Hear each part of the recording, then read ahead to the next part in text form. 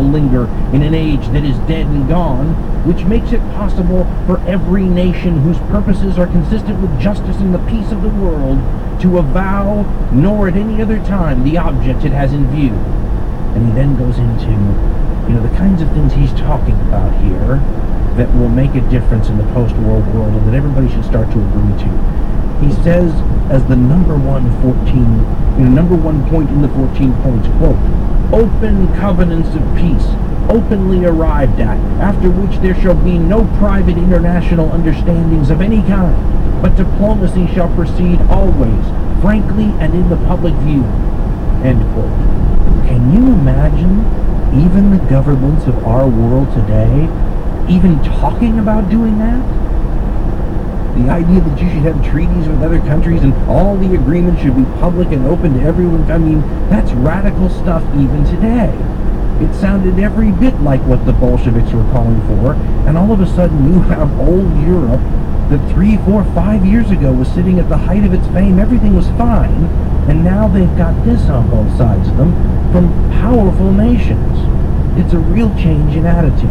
As I said, though, it's not going to be allowed to change agreements that countries have between each other.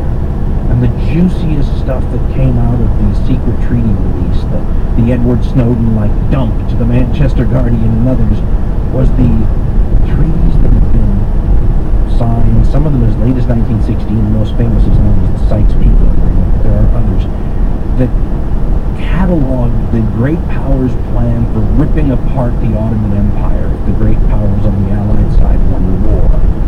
They were going to go totally imperial on the old empire. The Russians were going to finally, after hundreds of years of wanting it, get Constantinople, Istanbul later, Byzantium once upon a time, this great city that controls, the Dardanelles and the Bosphorus and the access to the Black Sea would be a huge coup.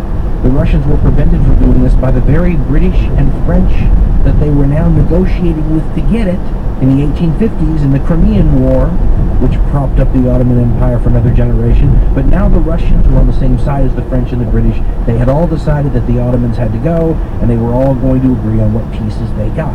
Now, the payoff for the Russians getting Constantinople and the regions around that was that the French and the British would get to carve up much of what is now the modern Middle East.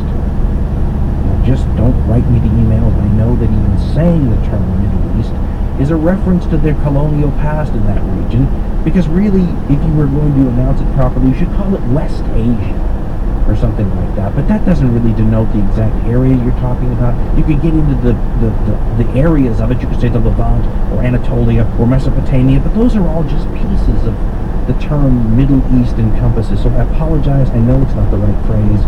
Nonetheless, we all know what we mean, and certainly if we're going to talk about the era where Middle East becomes the colonial term for the era, why not start with the era where it becomes a colonial possession for non-Islamic powers? The Sykes-Picot Agreement and others have France carving up large chunks of the modern Arab world, and the British taking northern Iraq, and they're breathtaking. They really are. And when the Bolsheviks released the secret treaties and the Ottoman government reads the secret treaties to their own, group of nobles is the wrong word, but governmental ministers, Eugene Rogan says in his book,